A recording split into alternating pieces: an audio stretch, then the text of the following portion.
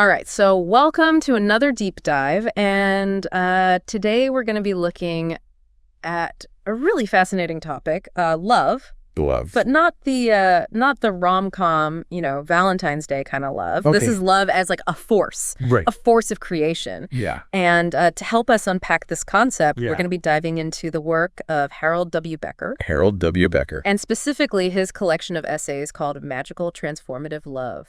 That's right. So get ready. Yeah, get ready to have your mind blown a little bit. Yeah. I think Becker's work really flips the script on how we typically think about love. Okay. It's not just a feeling. It's a fundamental energy. He says it's the engine of creation. Okay, hold on. Creation, like the universe. Yeah. My to-do list, like what are we talking about here? He's talking big picture stuff, the universe, life itself. Okay. But also, how we create our own reality. Okay. And he introduces this idea of vibrational intent, which Right. might sound a little out there. Yeah, a little bit. But stick with me for a second. Okay. Think of it like this, right? Everything in the universe Yeah. is vibrating at a certain frequency, right? Our thoughts even, feelings, they have their own vibrational energy. So you're saying like I'm like a walking tuning fork, Yeah. Okay. sending out good vibes, bad vibes. Right, exactly. And according to Becker, the frequency that we're emitting, our vibrational intent, as he calls it, influences the reality we experience. Okay. So when we're feeling love, joy, gratitude, Yeah. those higher vibrations attract similar experiences. Okay, so if I'm understanding this right, it's not just like thinking positive. Right. It's about the actual energy my feels. Exactly. Yeah, Becker would say we need to go beyond thinking positive and actually Yeah. feel the love, Okay. the gratitude, the joy, because those feelings generate a powerful energy that can shape Oh. our reality. Wow. Yeah. This reminds me of a time I was totally convinced I was going to bomb this presentation at work. Uh-huh. And I was like a nervous wreck. I was just like so stressed about it. Yeah. And guess what? It was a disaster. Oh, no. Yeah, I like fumbled my words. The slides malfunctioned. The whole thing was just like Oh, that felt awful. a complete mess. And looking back, I feel like I was practically willing it to fail. Totally. Yeah. With all of that negative energy. You're emitting that low frequency and you're drawing those experiences to you. Yeah. Okay. That's a perfect example of what Becker's talking about. Our thoughts and our feelings, especially strong ones, they have a real impact. Yeah. Now imagine if you went into that presentation feeling like super confident and enthusiastic. Yeah. The outcome might have been completely different. Okay.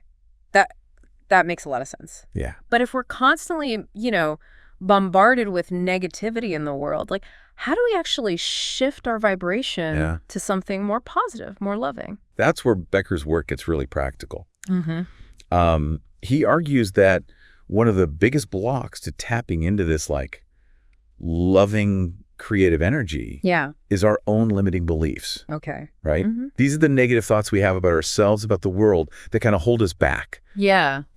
Things like, I'm not good enough. I'll never achieve my dreams. Love always ends in heartbreak. I think we all have those voices in our heads sometimes. Like they're on repeat. It's so true. So true. How do we get rid of them? Well, Becker doesn't actually advocate for getting rid of them entirely. Oh, okay. He encourages us to become aware of those beliefs, right? Okay. To see them for what they are, just thoughts, not facts. Okay. Right? Mhm. Once we recognize them, we can start to challenge them and we can start to focus on more empowering beliefs instead.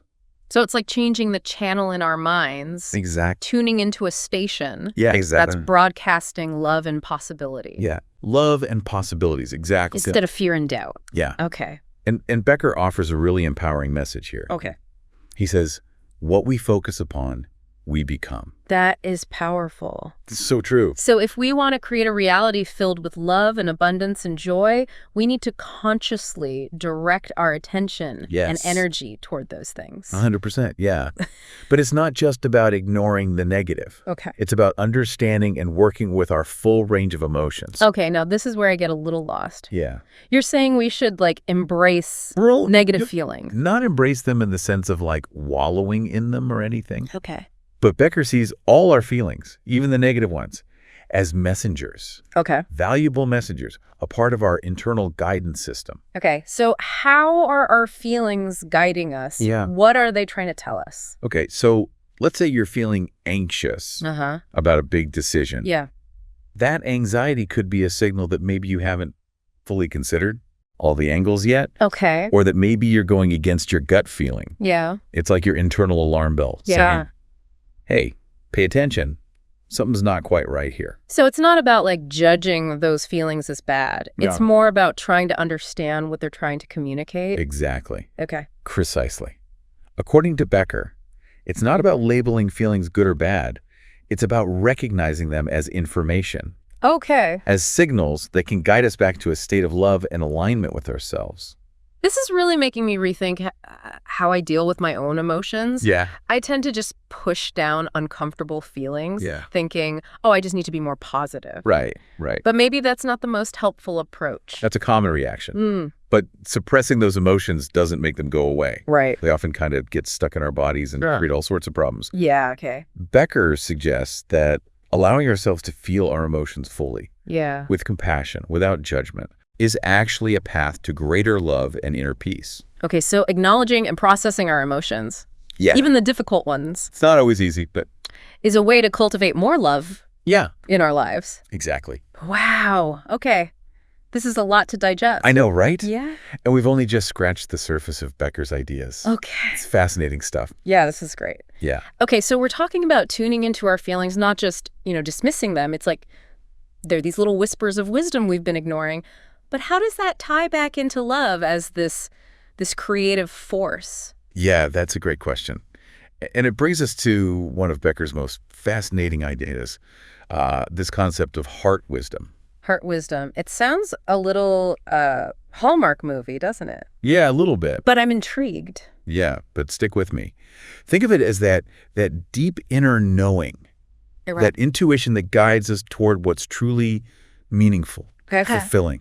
Right. That sense of rightness that goes beyond just logic or reason. Oh. Becker believes that when we align with our heart wisdom, we tap into a really powerful source of love and creativity. So it's like listening to our gut. Yeah. That feeling that tells us what's right for us. Yes. Even if we can't explain it logically. That's our heart speaking, Becker would say, guiding us towards what's in alignment with our truest selves. But how do we actually access this heart wisdom? It sounds a little elusive, like trying to catch a butterfly. It can feel that way, especially in our busy, overstimulated world. Becker suggests cultivating a regular practice of stillness and quiet contemplation. Okay. Think meditation, spending time in nature, anything that allows you to disconnect from the noise and tune into that inner landscape. So like hitting the pause button on all the mental chatter and just creating space for that inner wisdom to come through. Exactly. Quieting the mind so you can hear the heart speak. I like that. Yeah. And here's where it gets really interesting. Okay. Becker believes that accessing this heart wisdom is crucial for living in the present moment.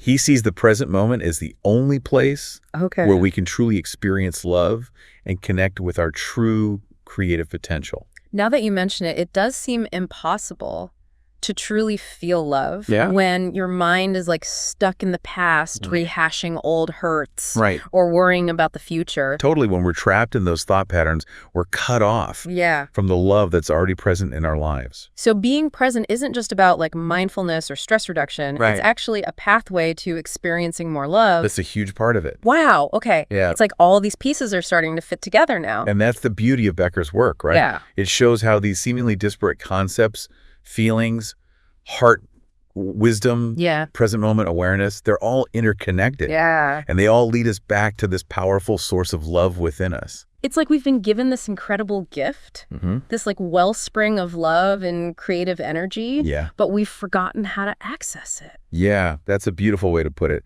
And Becker's work is all about reminding us of that gift and showing us how to reclaim it. Okay, I'm ready for the big reveal. Okay. How do we tap into this limitless potential of love? Give us the cheat sheet. Well, there's no magic formula, unfortunately. Okay. But Becker offers some really profound guidance. Okay. He urges us to make a conscious choice to infuse love into every thought, feeling, and action, to see love as the guiding force behind everything we do. That sounds great in theory, but like how do we actually do that in practice? I can't just walk around with a love halo over my head all day. You're right. It's not about some grand gesture or mystical experience. It's about making small, conscious choices throughout the day to align with that loving energy. It could be as simple as offering a genuine compliment to a coworker, practicing patience in a frustrating situation, or choosing to see the good in someone who's challenging you. So it's not about becoming some love guru overnight. No. It's more about making these tiny shifts in perspective. Yes, exactly. Little acts of kindness and compassion. It's those seemingly insignificant moments where we have the opportunity to choose love that ultimately transform our lives and the world around us. So we make these small choices and they have this ripple effect. And as we practice embodying love in these small ways, it becomes more natural, more effortly. It becomes a way of being, not just something we do. So it's a continual practice, a conscious effort to shift our focus and our actions towards love. Exactly. And that creates this ripple effect that extends beyond just ourselves. Precisely. And as Becker reminds us, love is not something we receive, it's something we create. Whoa, okay. Yeah. That is a powerful concept. This is making me rethink my entire understanding of love. It's not just about romantic relationships or family bonds. Right. It's about how we approach like everything in life. It's about recognizing that love is the most powerful force in the universe. And we all have the ability to tap into its transformative potential in every moment. This conversation has been so eye-opening, and I can't wait to dive even deeper into Becker's ideas.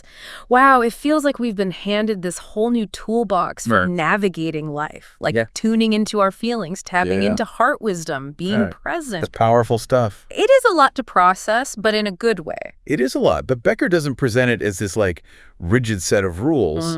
It's more of like an invitation to explore and experiment.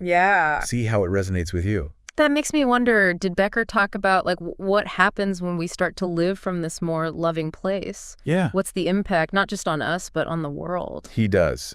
He believes that as we individually shift our consciousness towards love, it creates a ripple effect that can transform our collective reality. So it's not just about like my personal journey. Right. It's about contributing to a larger shift. Exactly. Consciousness. Yeah, he points out that we're all interconnected. Okay. When one person raises their vibration, it affects the whole. Think of it like dropping a pebble in a pond. The ripples extend outwards, impacting everything. So even small acts of love and kindness can make a difference. Absolutely. It's not about like these grand gestures or saving the world. It's about the everyday moments. The small choices. Okay, so it's like we're all part of this tapestry. Beautiful, And each thread of love we weave strengthens the whole fabric. It is beautiful. And it reminds us that we have more power than we realize to create positive change. This has been such an incredible deep dive into a concept that I thought I understood. But clearly there's so much more to love than meets the eye. It's a force of nature. A creative power that we can all tap into. It really is. And, you know, as we wrap up, this thought from Becker really resonates with me. He said, living with love is a lovely way of living. That's a perfect note to end on. So simple, but so profound. Love is not just a feeling, it's a way of life. A way of being. A way of being in the world that brings more beauty and joy. And connection. To everything we do. Absolutely. You know, going back to your question earlier, what could you create by tapping into the limitless potential of love? I think the possibilities are endless. It's up to each of us to discover what that looks like. To our listeners out there, what will you create? How will you choose to embody love today? Thank you for joining us on this incredible journey. It's been a pleasure. Into the transformative power of love. Until next time, keep diving deep.